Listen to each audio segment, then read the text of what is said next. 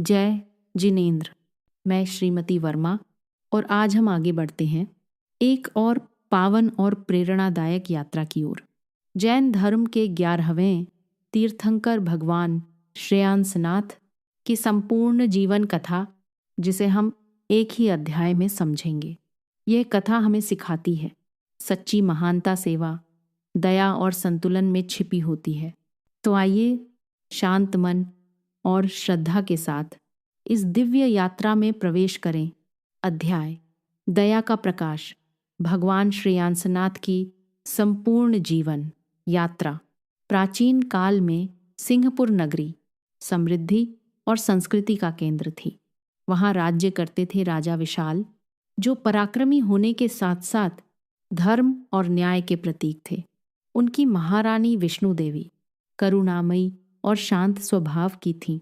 एक रात्रि महारानी ने अत्यंत शुभ और दिव्य स्वप्न देखे।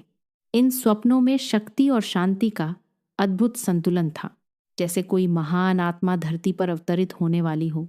आचार्यों ने कहा, महारानी, आपके गर्भ में एक पवित्र आत्मा का आगमन हुआ है, जो आगे चलकर संसार को धर्म का मार्ग दिखाएगी।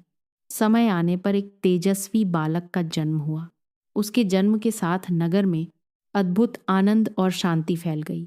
उस बालक का नाम रखा गया श्रेयांसनाथ। बालक श्रेयांसनाथ बचपन से ही अत्यंत दयालु और संवेदनशील थे।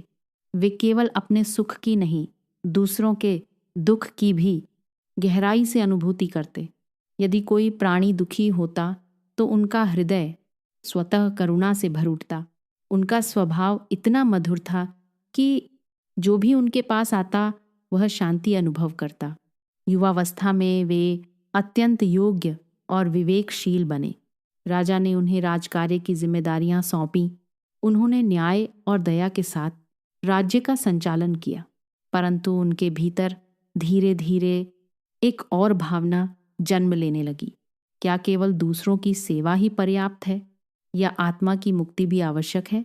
यह प्रश्न उनके भीतर वैराग्य का बीज बन गया। उन्होंने समझ लिया, सच्ची सेवा वही है जो आत्मा को भी मुक्त कर दे। एक दिन उन्होंने अपने माता पिता से कहा, मैं उस मार्ग पर चलना चाहता हूँ जहाँ केवल सेवा ही नहीं बल्कि आत्मज्ञान भी प्राप्त हो।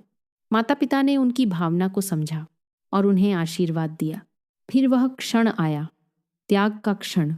उन्होंने राजसी जीवन को छोड़ दिया और दीक्षा ग्रहण कर मुनि श्रेयांस बन गए। साधना का मार्ग कठिन था, पर उनके लिए यह एक स्वाभाविक यात्रा थी। वे ध्यान, तप और संयम में निरंतर लगे रहे।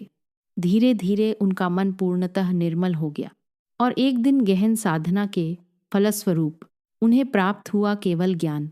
अब वे बने भगवान श्रेयांसनाथ। उनकी वाणी दया और ज्ञान से भरी थी। उन्होंने अहिंसा, संयम और आत्म जागृति का मार्ग संसार को बताया। असंख्य लोगों ने उनसे प्रेरणा लेकर अपने जीवन को बदला। समय के साथ उन्होंने अनेक जीवों का कल्याण किया और अंततः उन्होंने सुमेध शिखर पर निर्वाण प्राप्त किया। उनकी आत्मा अब अनंत शांति में स्थित है, जहाँ केवल ज्ञान, केवल आनंद है।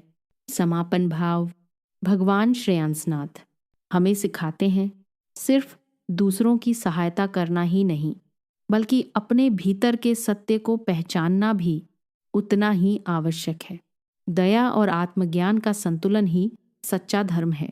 इसी दिव्य संदेश के साथ 11वें तीर्थंकर भगवान श्रेयांसनाथ की यह संपूर्ण कथा यहीं पूर्ण होती है। अगली यात्रा में हम आगे बढ़ेंगे 12वें तीर्थंकर की जीवन कथा की ओर। हमारे साथ जुड़े रहिए। जय जिनेंद्र। अपनी भावना कमेंट में ज़रूर साझा करें।